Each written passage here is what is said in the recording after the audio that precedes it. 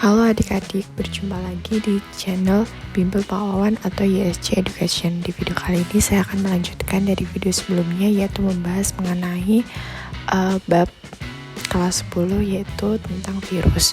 Agar lebih seru, yuk simak videonya. Oke, sebelum masuk pembahasan, buat yang baru pertama menonton channel Bimbel Pawawan atau YSC Education, channel ini membahas tentang materi matematika, fisika, kimia, dan biologi. Jangan lupa klik subscribe dan nyalakan notifikasinya agar tidak ketinggalan video menarik kami.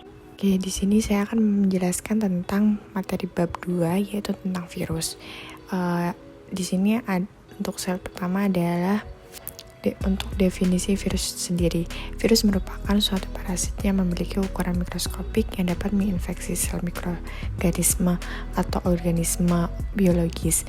Virus mengandung partikel genetik dan protein. Nah, materi genetik yang terkandung dalam virus ini berupa DNA dan RNA. Nah, di sini ada materi lanjutan dari virus, yaitu tentang tambahan definisi. Biar kan definisi virus itu ada berbagai macam ya, jadi ini ada hanya tambahan. Yang pertama itu adalah virus merupakan organisme parasit yang membutuhkan inang untuk dapat bertahan hidup. Jadi virus tidak dapat bertahan hidup dan selalu membutuhkan inang untuk dia bertahan hidup. Dan ada virus bukan merupakan sel hidup, sehingga virus dapat dikatakan sebagai partikel. Berhubungan dengan definisi yang pertama tadi, yaitu virus adalah organisme parasit yang membutuhkan inang. Jadi dia tidak bisa bertahan hidup dan selalu membutuhkan inang. Maka dari itu virus tidak bisa disebut sel hidup. Untuk definisi tambahan yang ketiga, ada virus merupakan agen infeksius dengan ukuran mikroskopik yang dapat berkembang biak pada sel hidup, yaitu pada sel tumbuhan, hewan, dan bakteri. Kemudian virus tidak dapat bermetabolisme sendiri. Seperti dikatakan tadi, virus sangat bergantung pada tubuh inangnya. Jadi virus tidak dapat bermetabolisme secara sendiri atau mandiri. Kemudian di sini ada karakteristik dari virus itu sendiri, yaitu yang pertama memiliki ukuran yang sangat kecil antara 25 sampai 300 nanometer.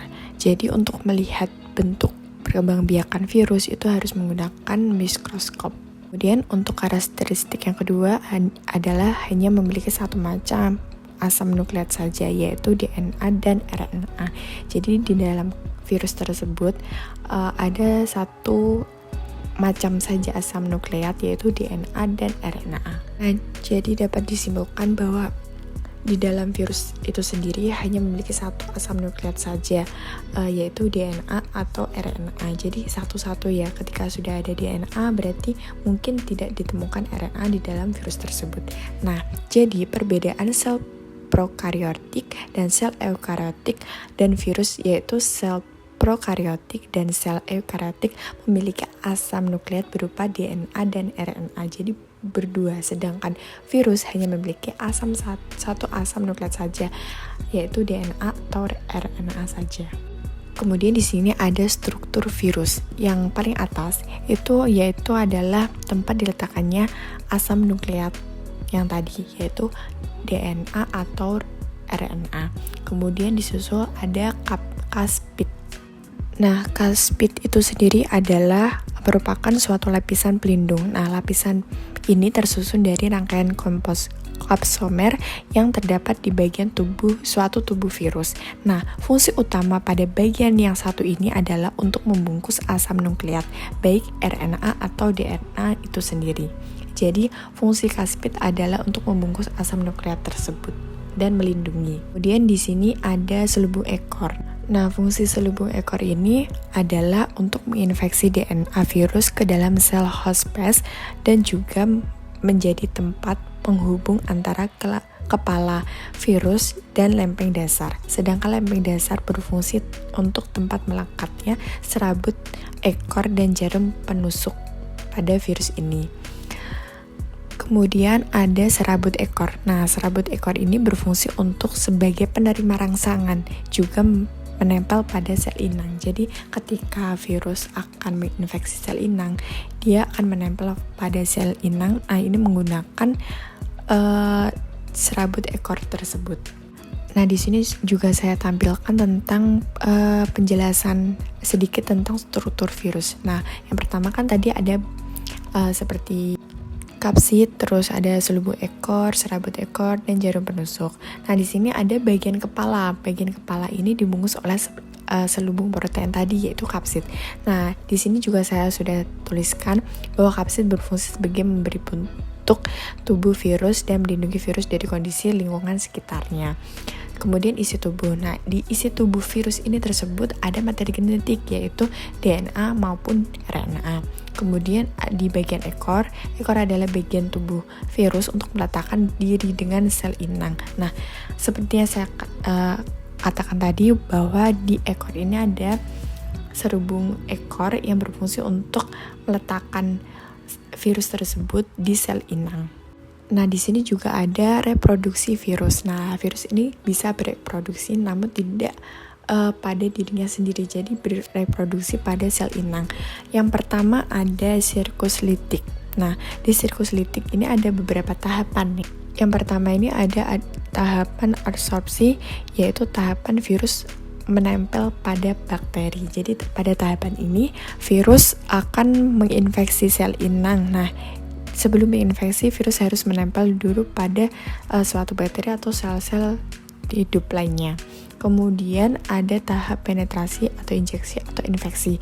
Dari namanya sudah dapat diketahui, yaitu tahapan ini yaitu virus melubangi dinding sel bakteri, yaitu menginfeksi lah istilahnya, kemudian memasukkan DNA-nya ke dalam sitoplasma sel inang tersebut. Kemudian ada tahapan sintesis atau fase pembentukan, eklifase, replikasi.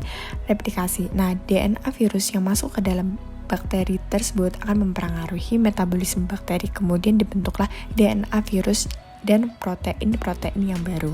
Kemudian selanjutnya ada fase perakitan, yaitu pembentukan virus baru. Nah, kemudian yang terakhir ini ada fase lisis atau pemecahan sel inang. Nah, bakteriofaga yang baru melepaskan diri dari bakteri sehingga sel bakteri pecah dan muncullah virus-virus baru. Kemudian yang kedua ini ada di fase losogenik. Nah, di fase losogenik ini ada juga beberapa tahapan atau fase-fase yang sama dengan tahapan dari fase sirkus litik tadi. Nah, yang pertama di sini ada fase absorpsi dan infeksi juga. Nah, yaitu sama seperti yang tadi, yaitu virus menempel pada tempat yang spesifik, yaitu tempat sel inang untuk dia bermetabolisme dan menghasilkan virus-virus yang baru. Kemudian ada fase penetrasi, yaitu DNA virus bergabung dengan sel bakteri. Kemudian di sini ada fase penggabungan, yaitu DNA virus bergabung dengan DNA bakteri membentuk profag. Kemudian yang terakhir ada fase replikasi, yaitu DNA di dalam profag tersebut akan bertambah banyak jika sel bakteri terus-menerus membelah. Nah, untuk penutup dari bab ini, kita harus mengetahui dong peran virus di dalam kehidupan kita. Nah, peran virus tersebut ada dua, yaitu peran virus yang menguntungkan, ada yang merugikan. Seperti yang menguntungkan di sini ada virus yang berperan untuk pembuatan insulin. Nah, virus dapat dipakai sebagai bahan pembuatan insulin dengan rekayasa materi genetik. Kemudian virus juga dapat melemahkan bakteri. Kemudian ada pembuatan vaksin juga, itu juga membutuhkan peran virus. Kemudian juga ada pembuatan antitoksin. Nah, antitoksin itu sendiri adalah sebuah antibodi yang fungsi untuk menetralisir racun. Nah, di sini juga ada peran virus yang merugikan, yaitu antara lain seperti contohnya di sini sudah saya tuliskan, yaitu atau virus penyebab influenza, yaitu orthomivirus. Kemudian virus penyebab AIDS atau virus HIV. Terus kemudian ada virus juga yang menyebabkan cacar air, yaitu varicella zoster. Kemudian penyebab herpes seperti herpes toviridae. Kemudian yang menjadi penyebab rabies ada rhabdovirus. Nah, untuk materi virus hanya sampai sini saja. Nanti bisa saya lanjutkan untuk di part-part berikutnya untuk pembahasan tentang soal-soal tentang virus ini. Oke, saya Linta, channel Bimbel Pak Wawan atau ISC Education. Terima kasih sudah menonton. Jangan lupa like, comment, and subscribe. Kemudian semoga bermanfaat. Sampai ketemu di video-video selanjutnya.